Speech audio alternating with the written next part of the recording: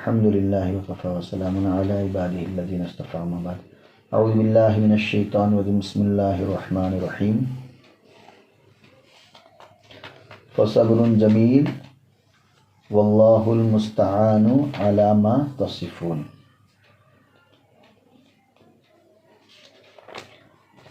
کے بارے میں امام قرطبی رحمۃ اللہ علیہ نے فرمایا کہ اس میں یعقوب علیہ السلام کے واقعے سے ثابت ہوا کہ ہر مسلمان پر واجب ہے کہ جب اس کو کوئی مصیبت اور تکلیف اپنی جان یا اولاد یا مال کے بارے میں پیش آئے تو اس کا علاج صبر جمیل اور اللہ تعالیٰ کی قضا پر راضی ہونے سے کرے۔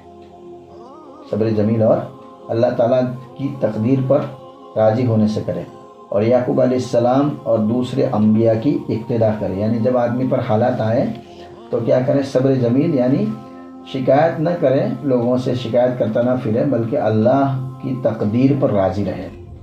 چنانچہ حضرت حسن بصری رحمۃ اللہ علیہ نے فرمایا کہ اللہ تعالیٰ کے نزدیک انسان جس قدر گھونٹ پیتا ہے ان سب میں 2 گھونٹ زیادہ پسندیدہ ہے اللہ کے نزدیک۔ 2 گھونٹ، ایک مصیبت پر صبر اور دوسرا غصہ کو پی جانا۔ 2 گھونٹ اللہ کو بہت پسند ہے۔ ایک کون سا؟ جب مصیبت آیا تو اس کے اوپر صبر، اور جب غصہ آیا تو اس غصے پر صبر کرنا۔ اور حدیث میں ہے، جس کو روایت کیا حضرت ابو ہریرہ رضی اللہ عنہ کہ نبی کریم صلی اللہ علیہ وسلم کا ارشاد ہے کہ جو شخص اپنی مصیبت سب کے سامنے بیان کرتا پھرے، تو فرمایا کہ جو شخص، نبی علیہ السلام نے فرمایا کہ جو شخص اپنی مصیبت سب کے سامنے بیان کرتا پھرے، سب کو ادھر ادھر کہتا پھرے، اس نے صبر نہیں کیا، اس نے صبر نہیں کیا۔ اور حضرت ابن عباس رضی اللہ عنہ نے فرمایا کہ اللہ تعالیٰ نے حضرت یعقوب علیہ السلام کو اس صبر پر شہیدوں کا ثواب عطا فرمایا۔ اس کا شہیدوں، اور اس امت میں بھی جو شخص مصیبت پر صبر کرے گا اس کو ایسا ہی اجر ملے گا۔ یعنی جب ان کے اوپر حالات آیا، مصیبت آیا، کیونکہ دنیا ہے حالات کا گھر، جب آدمی پر حالات آیا، مصیبت آیا تو وہ صبر سے کام لے، تو صبر کرے گا تو جو اجر بڑوں کو ملتا ہے وہ چھوٹوں کو بھی ملے گا، شہیدوں کا ثواب۔ چنانچہ یعقوب علیہ السلام کے شدید ابتلا اور امتحان کی ایک وجہ یہ بیان کی ہے کہ جو بعض روایت میں آئی ہے کہ ایک روز حضرت یعقوب علیہ السلام نماز تہجد پڑھ رہے تھے اور یوسف علیہ السلام ان کے سامنے سو رہے تھے۔ اچانک یوسف علیہ السلام سے کچھ کھرراٹے کی آواز نکلی تو ان کی توجہ یوسف علیہ السلام کی طرف چلی گئی۔ توجہ کہاں چلی گئی؟ یوسف علیہ السلام کی طرف چلی گئی۔ پھر دوسری اور تیسری مرتبہ ایسا ہی ہوا تو اللہ تعالیٰ نے اپنے فرشتوں سے فرمایا، دیکھو یہ میرا دوست اور مقبول بندہ مجھ سے خطاب اور عرض معروض کرنے کے درمیان میرے غیر کی طرف توجہ کرتا ہے۔ میرے غیر کی طرف کیا کرتا ہے؟ یعنی یوسف علیہ السلام سو رہے تھے تو کھرراٹے کی آواز کی وجہ سے ایک مرتبہ، دوسری، تیسری مرتبہ اللہ تعالیٰ اپنے محبوب بندوں کو غیر کی طرف جانا پسند نہیں کرتا۔ جب اللہ تعالیٰ کسی کو اپنا بنا لیتا ہے نہیں تو فرماتا ہے کہ بھئی ہم تمہارے، تم ہمارے ہو چکے، دونوں جانب سے اشارے ہو چکے۔ یعنی اس کو اللہ تعالیٰ اپنی چوکھٹ سے کہیں جانے نہیں دیتا۔ اگر وہ گناہ کرنا بھی چاہے تو اللہ تعالیٰ ان کو بچا لیتا ہے۔ تو اور تنبیہ بھی جلدی، نیک لوگوں کو تنبیہ بھی جلد ہو جاتی ہے، وہ غلط راستے پر جاتے ہیں تو فوراً تنبیہ ہو جاتی ہے نا۔ تو یہ جو ہے فرمایا کہ میرا دوست اور مقبول بندہ مجھ سے خطاب اور عرض معروض کرنے کے درمیان، یعنی نماز کے درمیان میرے غیر کی طرف توجہ کرتا ہے۔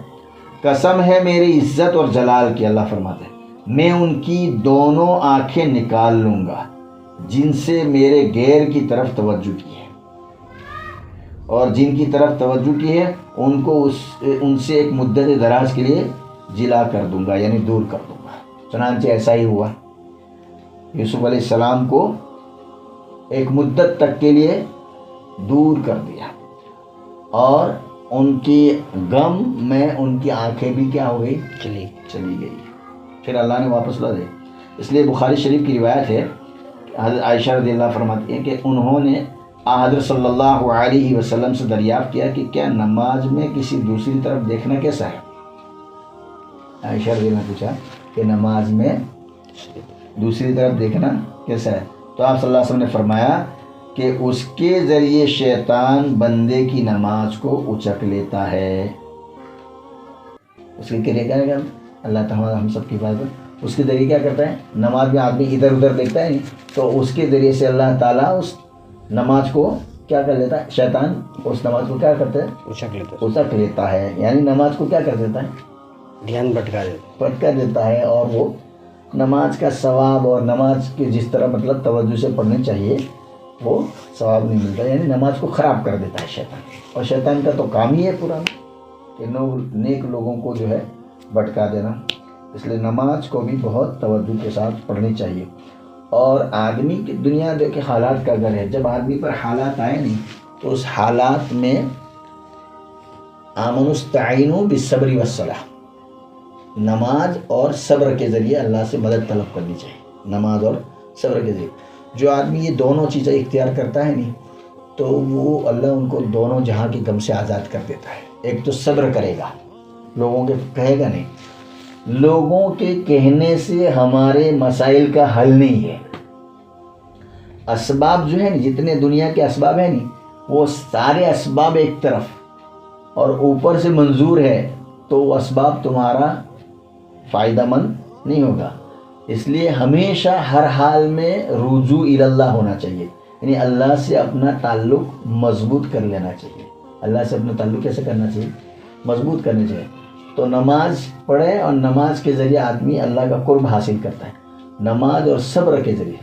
یا ایھا الذین آمنوا استعینوا بالصبر والصلاۃ، اے ایمان والو تم اللہ سے مدد طلب کرو نماز کے ذریعے اور صبر کے ذریعے۔ سب سے بہترین یہ ہے ہر حال میں اللہ سے بندہ جو ہے راضی رہے۔ دنیا کا کوئی آدمی اور کوئی طاقت تمہارے حالات کو درست نہیں کر سکتا جب تک کہ اللہ نہ چاہے۔ اس لیے اللہ سے دعا بھی مانگیں، اور دعاؤں کا بہت اہتمام کریں۔ دعاؤں کا فائدہ یہ ہے کہ دعاؤں سے پریشانیاں دور ہوتی ہیں اور آنے والی جو بلا ہوتی ہے وہ ٹل جاتی ہے اور مسائل کا حل بھی ہوتا ہے۔